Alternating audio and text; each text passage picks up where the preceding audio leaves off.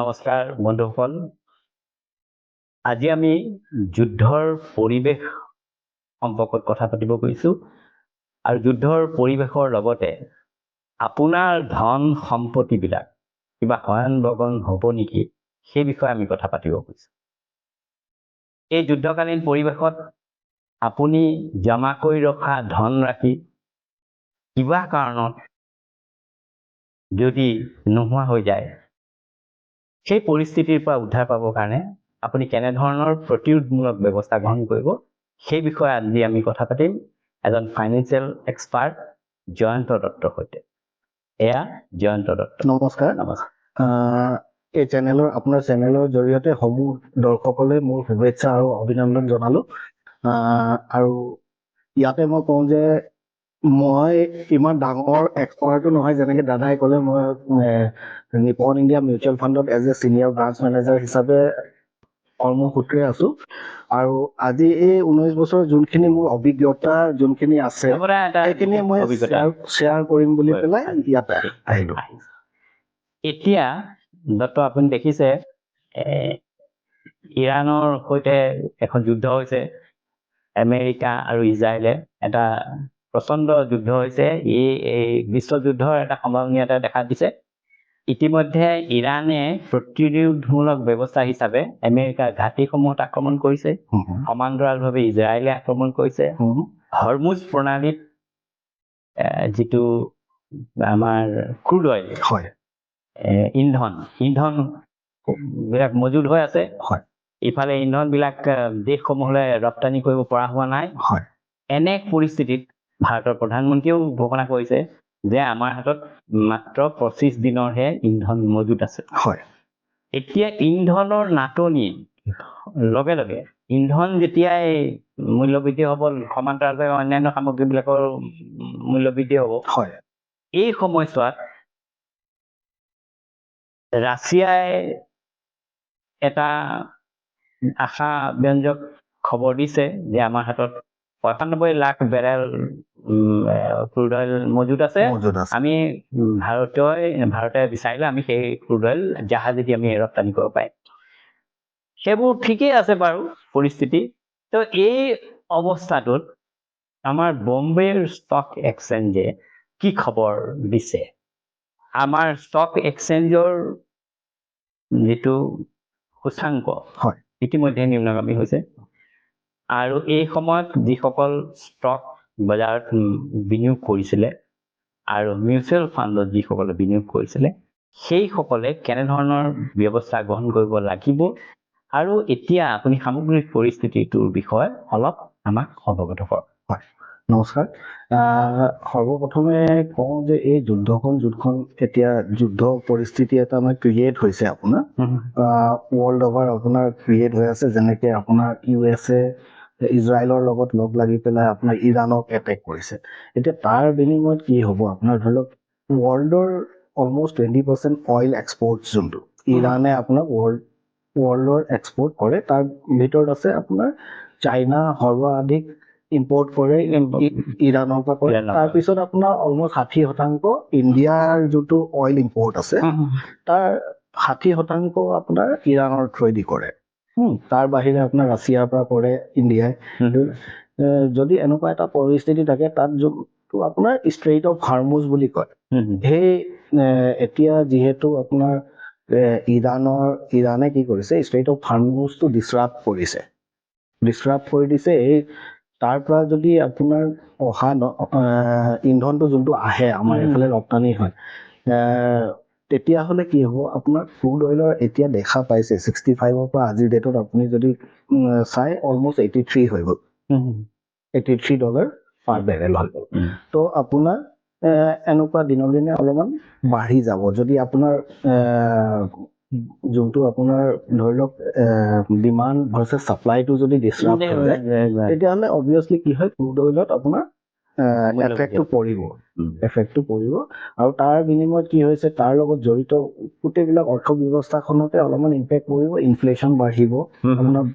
মূল্য বৃদ্ধি হ'ব, বেলেগ বস্তুবিলাক যিহেতু ক্ৰুডৰ লগত আপোনাৰ জড়িত হৈ আছে। এতিয়া কি হৈছে, ইয়াত আৰু এটা আপোনাৰ পজিটিভ অলপ মানে ইনক্লিনেশ্যন দেখাইছে যোৱা পৰহি আপোনাৰ নিউজ এটা পাইছে চাগে মোদীয়ে তাতে কৈছে আমাৰ যোন ইণ্ডিয়ান নেভি আছে নেভিৰ 2খন শ্বিপ তেওঁলোকৰ ক্ৰছ কৰি গ'ল তেওঁলোকে গাৰ্ড কৰি পেলাই হেৰি কৰিছে আৰু যোৱাকালি আকৌ আপোনাৰ ডনাল্ড ট্ৰাম্পে কৈছে US-ৰ ৰাষ্ট্ৰপতি তেওঁ কৈছে যে তেওঁলোকৰ US নেভিয়ে কি কৰিব ছেফ গাৰ্ড দিব ছেফ গাৰ্ড দিব আপোনাৰ ষ্ট্ৰেইট অফ হৰমুজটোৰ পৰা যে আমাৰটো ৰপ্তানি হয় অলপমান তাৰ এইবিলাক কোৱা পিছতো অলপমান মানে কি হ'ব তাৰ ভিতৰতো চেলেঞ্জ থাকিব চেলেঞ্জ এইটো কাৰণে থাকিব ধৰি লওক এতিয়া ইৰাণত কি হৈছিলে আমি জুনতো দেখিছিলো যে ৱাৰ এখন ষ্টেজ কৰিছিলে US-এ কিন্তু US-এ নিবিচাৰে যে আৰু এটা বেলেগ নেশ্যন হওক যোনে নেকি আপোনাৰ নিউক্লিয়াৰ ফেচিলিটি ডেভেলপ কৰে তো জুনত আপোনাৰ মানে মোৰ মেইন ইছ্যুটোৱে সেইটো নিউক্লিয়াৰ ফেচিলিটি এতিয়া জুনত দেখা গৈছে 12 দিন ৱাৰ চলিলে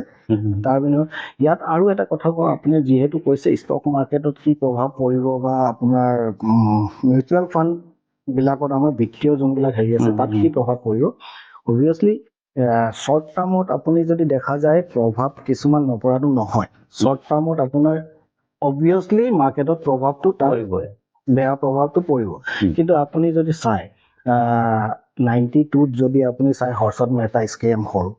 তাৰপিছত আপোনাৰ 2000ত .com বাবল হ'ল তাৰপিছত আপোনাৰ 2008ত আপোনাৰ যোনটো US-ত আপোনাৰ বেংকিং ক্ৰাইচিছ যোনটো হ'ল লেমন ব্ৰাদাৰ্ছ যোনটো হ'ল বা আপোনাৰ 2020ত আপুনি কোভিড ক্ৰাইচিছ হ'ল বা 2022ত আপোনাৰ US আৰু ৰাছিয়াৰ যোনটো আপোনাৰ যুদ্ধ হ'ল তাত দেখা গৈছে শ্বৰ্ট টাৰ্মত খুব বিপৰীত প্ৰভাৱ এটা পৰে বা এফেক্ট কৰে বজাৰখনক এফেক্ট কৰে কিন্তু যোন হাৰে আপোনাক এফেক্ট কৰে তাৰপিছত অলপমান নৰ্মেলচি অহাৰ পিছত দেখা গৈছে বজাৰত দেখা গৈছে যে এইটো যোনটো তাৰ মানে যোনটো বঢ়িয়া হেৰিটো ইম্পেক্ট বাউন্স বেক বুলি যোনটো কোৱা যায় এইটো বহুত ধুনীয়াকে হয় তো এইবিলাক মানে ধৰি লওক যেতিয়া আমি এখন ৱৰ্ল্ড অৰ্ডাৰত আছো এনেকুৱা ধৰণৰ চবে আজিৰ ডেটত কি হয় নিজকে সুপ্ৰিমেচি দেখাব চেষ্টা কৰি থাকে তো এতিয়া ধৰি লওক ইৰাণৰ যুদ্ধটো কি হৈ আছে ইৰাণে প্ৰভুত্ববাদ ঠিকে কৈছে আপুনি তাত আপোনাৰ ধৰি লওক এতিয়া জৰ্ডান হৈ গ'ল লেবানন হৈ গ'ল আপোনাৰ এইবিলাকৰ উগ্ৰবাদী সংগঠন বিলাকৰ হামাছ হৈ গ'ল হিজবুল্লাহ হৈ গ'ল তেওঁলোকৰ লগত লাগি অলপমান ডিছৰাপ্ট কৰিব US-কো কৰিব বা যুদ্ধখন ইয়াত ক'ব নোৱাৰে আৰু কিমান দিন চলিব অবভিয়াছলি প্ৰভাৱ এটা পেলাব ইয়াত আৰু প্ৰভাৱ এটা পৰিছে আমাৰ মানে কাষৰ মানে ষ্টেট বিলাকতো ধৰক অলপ দিগদাৰ এটা হৈছে পাকিস্তানৰ লগত বন্দৰটো এটেক কৰি দিছে ইফালে পাকিস্তানেও তাৰ প্ৰতিৰোধমূলক ব্যৱস্থা গ্ৰহণ কৰিছে তাৰপিছত শ্ৰীলংকাত জাহাজ এটেক হৈছে গতিকে এটা আমাৰ কাষৰে অৱস্থাটো বেয়া হৈ গৈছে এনে এটা পৰিস্থিতিত ফাইনেন্সিয়েল দিশটোত নিশ্চয় এটা প্ৰভাৱ পৰিব মই তাকে ক'লো আপোনাৰ শ্বৰ্ট টাৰ্মত কি হয় ইয়াৰ নিশ্চয় প্ৰভাৱ পৰিব আৰু বিপৰীত প্ৰভাৱ পৰিব ইয়াত খুব এটা ভাল ফল এইটো ধৰণৰ ইয়াত ষ্টক মাৰ্কেট হওক বা মিউচুৱেল ফাণ্ড হওক ইয়াত কি হয় ধৈৰ্যটো ধৰি ৰখাটোৱে ডাঙৰ কথা ইয়াত ধৰি লওক এনেকুৱা টাইমত কি হয় আপুনি খুব যদি ধৈৰ্য হেৰুৱাই যায় যে কি হ'ব শ্বৰ্ট টাৰ্মত মই যিহেতু ক'লো যে শ্বৰ্ট টাৰ্মত দেখা গৈছে আগতো এনেকুৱা ধৰণৰ ঘটনা ঘটি গৈছে আৰু পৰিস্থিতি আৰু মাৰ্কেট আকৌ ষ্টেবল হৈছে আৰু লাইফত কি হয় মানে এইবিলাক মানে এজন মানুহৰ ব্যক্তিগত জীৱনৰ যিবোৰ সমস্যা থাকে মাজে মধ্যে যিবোৰ কেলামিটিজ আহে ঠিক এনেকুৱা ধৰণৰ এটা যেনেকে ধৰি লওক মানুহৰ জীৱনতো এনেকুৱা নহয় যে সদায় একে গতিৰে চলি থাকিব আপছ এণ্ড ডাউনছ থাকে এনেকুৱা ধৰণৰ এইবিলাক যোনবিলাক ইভেন্ট আছে ইভেন্ট বিলাককো এনেকুৱা আপছ এণ্ড ডাউনছ থাকি পেলাই আমি বেটাৰ ফিউচাৰৰ কাৰণে চিন্তা কৰিব আগবাঢ়িব লাগিব আচ্ছা এতিয়া দত্ত মই আপোনাক আৰু এটা কথা সুধিব খুজিছো এতিয়া আপুনি কওকচোন কোন চেক্টৰত আপুনি প্ৰথমতে আমাক কওক কোন চেক্টৰত ইনভেষ্ট কৰোঁতে আমি অলপ সতৰ্কতা অৱলম্বন কৰিব লাগিব আজিৰ তাৰিখত মই মানে কৈছো আজিৰ তাৰিখত কোনোবাই বিনিয়োগ কৰিছে বা কৰিব খুজিছে তেতিয়াহ'লে তেওঁ কি কৰিব এনেকুৱা কওঁ যে আপোনাৰ গ'লটো প্ৰাথমিকতা দিব যে এনেই যে মিউচুৱেল ফাণ্ডত আজিৰ দিনত ধৰি লওক মানে টাৰ্গেটটো মানে যিকোনো এন ইনভেষ্টৰ আছে তেওঁ কি হয় মিউচুৱেল ফাণ্ডত ইনভেষ্টমেণ্ট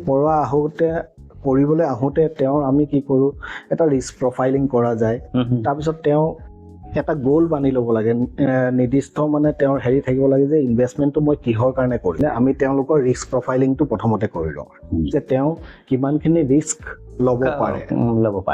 পাৰে তাৰপিছত আৰু এটা কওঁ যে আপুনি নিৰ্ধাৰিত কৰি লওক যে আপুনি এই পাৰ্টিকুলাৰ এমাউণ্ট ইনভেষ্টমেণ্ট কৰিব বিচাৰিছে মিউচুৱেল ফাণ্ডৰ দুটা টাইপছ আছে ইনভেষ্টমেণ্ট কৰা মানে বিনিয়োগ কৰাৰ দুই টাইপ আছে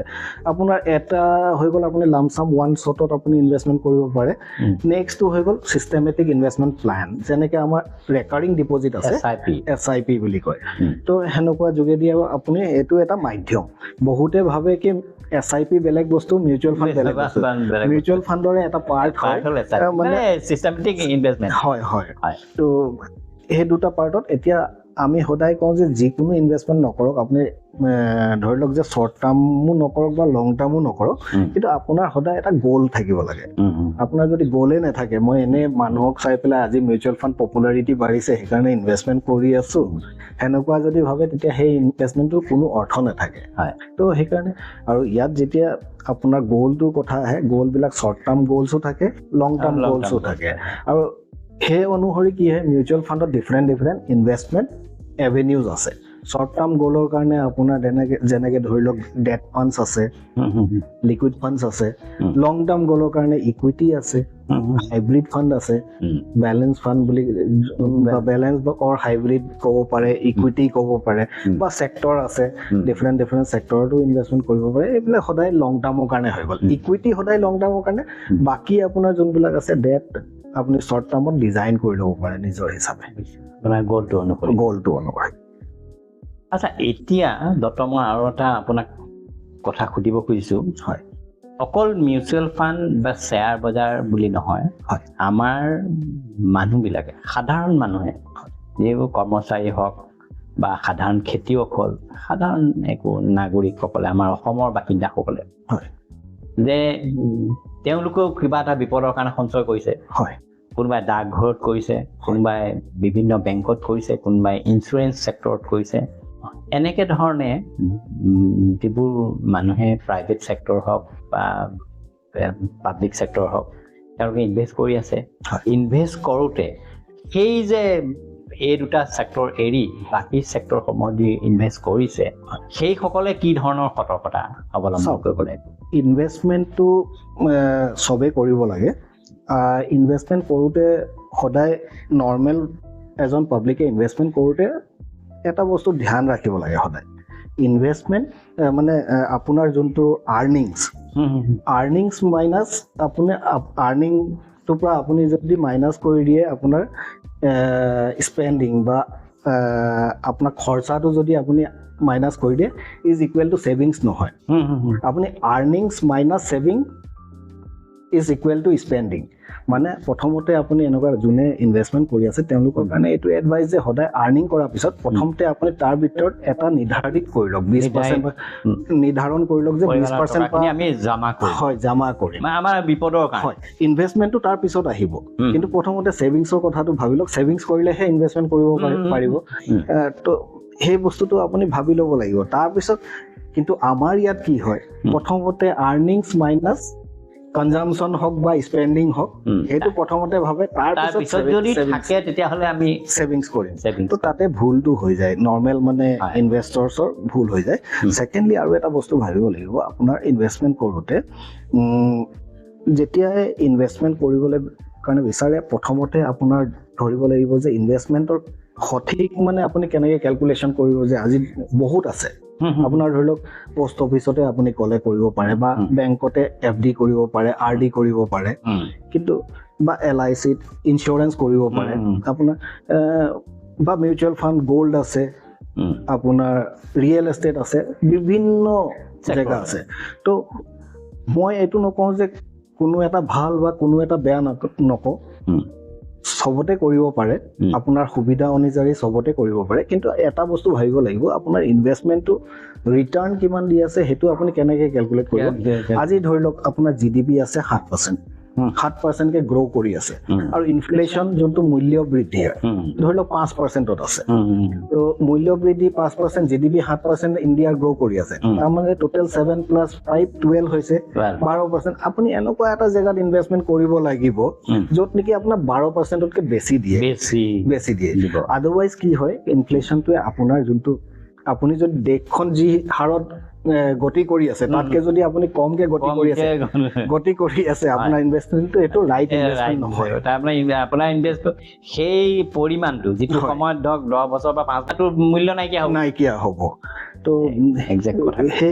সেই বস্তুটো চাই ল'ব লাগিব তেওঁলোকে এতিয়া ধৰি লওক ডিফাৰেণ্ট এভিনিউজ আছে ৰিয়েল এষ্টেটত মই ক'লো ৰিয়েল এষ্টেটত আপোনাৰ আৰু এটা কৈ দিছোঁ মই মিউচুৱেল ফাণ্ড কিয় পপুলাৰ হ'ল ইণ্ডিয়াত মানে চবকে ইয়াৰ পিছত আপোনাৰ security and exchange board of India governing body হিচাপে আছে মিউচুৱেল ফাণ্ড ইণ্ডাষ্ট্ৰিটো ৰেগুলেট কৰি আছে বা গভৰ্ণ কৰে বা আপোনাৰ ৱাটডগ হিচাপে আছে আৰু secondly MP association of mutual funds in India এই দুটা বডিয়ে আপোনাৰ পুৰা ৱাটডগ হিচাপে হেৰি কৰি আছে তেওঁলোকে বিভিন্ন টাইমত ইনভেষ্টৰ এৱেৰনেছ প্ৰগ্ৰেম বা ডিফাৰেণ্ট ফিনেন্সিয়েল লিটাৰেচিৰ কাৰণেও কাম কৰি আছে তো ইয়াৰ মাজত আৰু এটা বস্তু এতিয়া আপুনি ৰিয়েল এষ্টেটত ইনভেষ্টমেণ্ট কৰিব গ'লে বৃহৎ পৰিমাণৰ ধন লাগিব চিমিলাৰলি আপুনি গ'ল্ডতো কৰিব যায় আজি গ'ল্ডৰ 10 গ্ৰামৰ দামে আপোনাৰ 1,70,000 টকা হৈ যায় তো সাধাৰণ মানুহে ইনভেষ্টমেণ্ট কৰিম ক'লে কেলেগে এতিয়া ৱাৰ লাইক চিটুৱেশ্যন আছে গ'ল্ড যিহেতু আমি ক'লো যে কিং অফ বেড টাইমছ বুলি ক'লো তো কিন্তু ইনভেষ্টমেণ্ট কৰিব কেনেকে মিউচুৱেল ফাণ্ড এইটো কাৰণে পপুলাৰ হয় মিউচুৱেল ফাণ্ডত দেখা গৈছে যে মিউচুৱেল ফাণ্ড ইণ্ডাষ্ট্ৰিটো আপোনাৰ এই ইনফ্লেশ্যনটো বিট কৰি পেলাই যোনটো মই ক'লো যে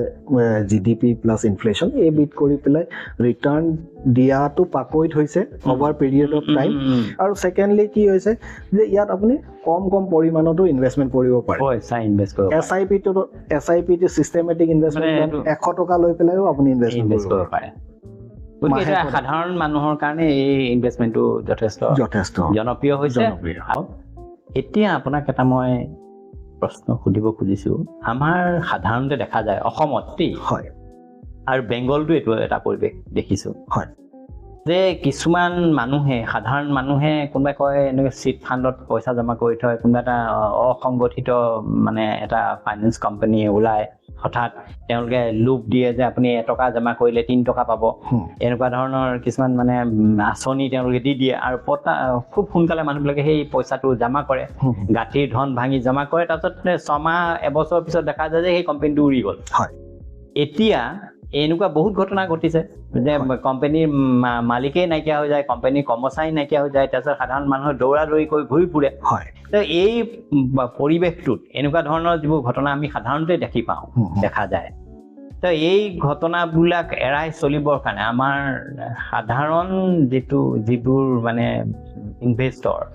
তেওঁলোকক আপুনি কেনেধৰণে দিহা দিব কওকচোন ইয়াত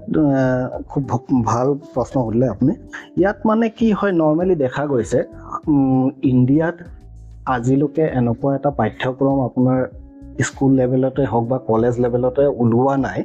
যোনটোত নেকি ফিনান্সিয়েল লিটাৰেচিৰ ওপৰত কাম কৰা যায় তো সেইকাৰণে ফাইনেন্সিয়েল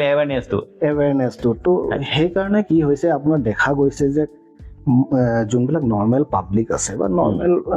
যোনে জড়িত নাই এই লাইনত তেওঁলোকে খুব জলদি লোভত পৰি যায় গ্ৰীড বুলি কোৱা যায়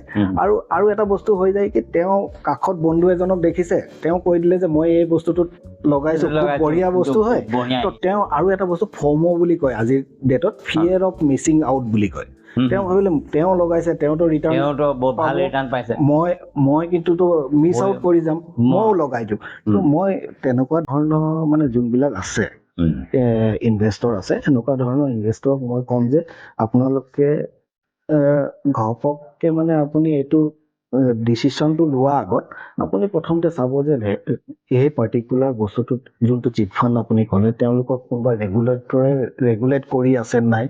ৰেগুলেটৰী অথৰিটি আছে নাই যেনেকৈ ইণ্ডিয়াত আপোনাৰ ধৰক বেংকিং ইণ্ডাষ্ট্ৰীক ৰেগুলেট কৰে reserve bank of India RBI কৰে চিমিলাৰলি ইঞ্চুৰেঞ্চক কৰে IRDA insurance regulatory development authority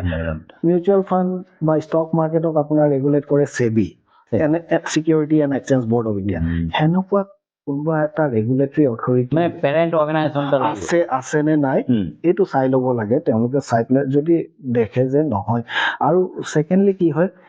খুব সোনকালে খুব এক্সৰবিটেণ্ট ৰিটাৰ্ণ যোনবিলাক কোম্পানীয়ে দেখাইছে যে দিম মানে কৈছে, সেনেকুৱা ইনভেষ্টমেণ্টত কেতিয়াও পৰিব নালাগে। সেনেকে নৰ্মেলি তেওঁ হেৰি কৰিব পাৰে। আৰু থাৰ্ড আৰু এটা কাম কৰিব পাৰে, ধৰি লওক যোনবিলাক ধৰি লওক আপুনি আৰু এটা বস্তু চাব লাগে যে মাৰ্কেটত এনেকুৱা ধৰণৰ মানুহ কোনোবা কাম কৰি আছে নাই যোনে নেকি এনেকুৱা ৰেগুলেটেড ইনষ্ট্ৰুমেণ্টত কাম কৰি আছে আৰু খুব তেওঁ মানে কাম কৰা অভিজ্ঞতা আছে, মানে তেওঁলোকে মানে ফাইনেন্সিয়েল এক্সপাৰ্টসকলক কনচাল্ট কৰিব লাগে। তেওঁ ওচৰে পাজৰে এনেকুৱা আছে, নিশ্চয় থাকিব, তেওঁলোকৰ লগত ডিছকাছ কৰি পেলাই ইনভেষ্টমেণ্টটো কৰিব। ডক্টৰ, আপোনাক মই কনক্লুশ্যনত এটা কথা সুধিব খুজিছোঁ যে আমাৰ ভাৰতবৰ্ষৰ পৰিৱেশটো মানে মই ছ'চিঅ' ইকনমিক কণ্ডিশ্যন, এই কণ্ডিশ্যনটোত আৰু ৰাজনৈতিক পৰিৱেশ এটাও জড়িত হৈ আছে ইয়াৰ লগত। এই পৰিৱেশটোত আমি সাধাৰণ নাগৰিকসকলে কোন কোন ছেক্টৰত ইনভেষ্ট কৰিলে মানে আশাব্যঞ্জক, আচ্ছা, আৰু কোন কোন ছেক্টৰত ইনভেষ্ট কৰাটো নিৰাশাজনক, এই কথাটো আপুনি অকণমান আমাক। এতিয়া ইয়াত আপোনাৰ মই পাৰ্টিকুলাৰ মানে ইয়াক অলপমান ব্ৰডলি মই ডিফাইন কৰি পেলাই ক'ব বিচাৰিছোঁ। আজি ইণ্ডিয়াখন আপুনি যদি ক'ত ষ্টেণ্ড কৰি আছে গ্ল'বেল পিকচাৰত, আপুনি অকল ইণ্ডিয়া স্পেচিফিক হৈ পেলাই চালে নহ'ব। যেতিয়াই আপুনি ফিনেন্সিয়েল ইনভেষ্টমেণ্টৰ কথা আহে, অকল ইণ্ডিয়া স্পেচিফিক, তাত বহুত গ্ল'বেল ফেক্টৰছো ডিপেণ্ড কৰে যে কেনেকুৱা হ'ব আগলৈ গৈ। আপুনি এটা বস্তু ভাবিব লাগিব, আমাৰ গভমেণ্ট যোন আছে চেণ্টাৰত, আপোনাৰ ষ্টেবল গভমেণ্ট আছে, এইটো এটা ষ্টেবল গভমেণ্ট, এইটো এটা পজিটিভ হয়। ছেকেণ্ডলি ইণ্ডিয়াৰ আপোনাৰ কি হয়, more than 65% পপুলেশ্যন যোন আছে তেওঁলোকে কি হয় 35 years and lesser এজৰ হয়। এইটো ইণ্ডিয়াৰ কাৰণে বহুত ডাঙৰ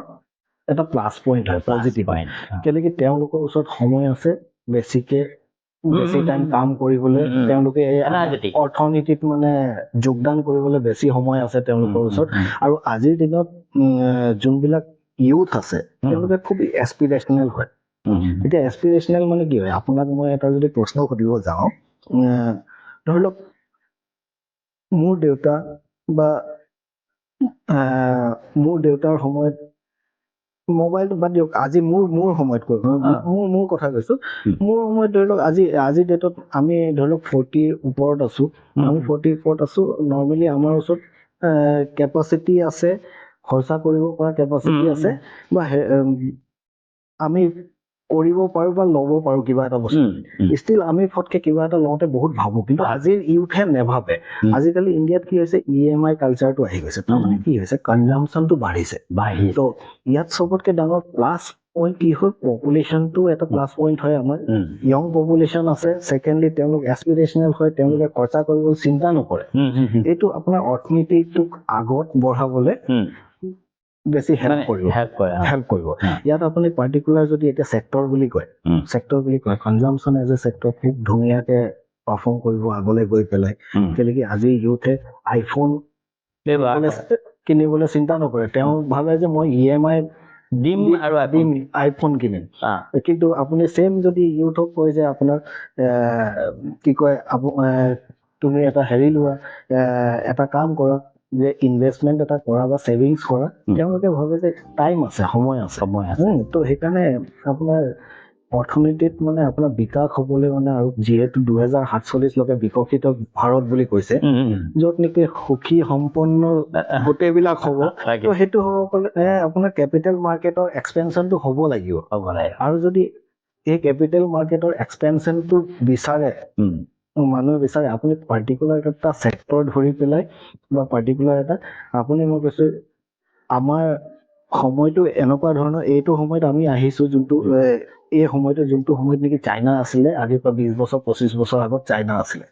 তো চাইনা তাৰ পৰা কিমান ডেভেলপ কৰিলে চাওক। এতিয়া আজি $20 ট্ৰিলিয়ন ইকনমি। আজি আমাৰ ইণ্ডিয়া $4 trillion ইকনমি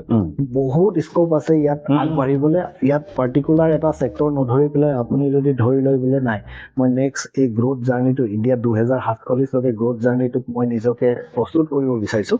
এই 10-15 বছৰতো আপোনাৰ খুব ৱেল ক্ৰিয়েট হ'ব আৰু যদি কোনোবাই এই কেপিটেল মাৰ্কেটত যদি এই জাৰ্ণিটো এনজয় নকৰে তেতিয়াহ'লে তেওঁ পিছুৱাই থাকিব ধন্যবাদ ডক্টৰ আপোনাক লগ পাই ভাল পালোঁ আৰু আপোনাৰ যোগেদি আমাৰ শ্ৰোতা দৰ্শকসকলক আমাৰ ইনভেষ্টৰসকলক আমি কিছু কথা জনাবলৈ সক্ষম হ'লোঁ আৰু আমি আশা কৰিছোঁ এই ভিডিঅ'টো আপোনালোকে উপভোগ কৰিলে যদি ভিডিঅ'টো ভাল পালে তেতিয়াহ'লে ভিডিঅ'টো লাইক কৰিব আমাৰ চেনেলটোক ছাবস্ক্ৰাইব কৰিব আৰু আপোনালোকৰ মতামত কমেণ্ট বক্সত জনাব আৰু অধিক হাৰত ভিডিঅ'টো শ্বেয়াৰ কৰিব যাতে এই দুৰ্যোগৰ সময়ত ল'ব লগা সতৰ্কতাসমূহ জনসাধাৰণে জানে আৰু তাৰ বাবে প্ৰচাৰ লাভ কৰে ধন্যবাদ ডক্টৰক আমি আপোনাৰ ধন্যবাদ জনালোঁ আৰু এটা নতুন খণ্ডত আপোনাক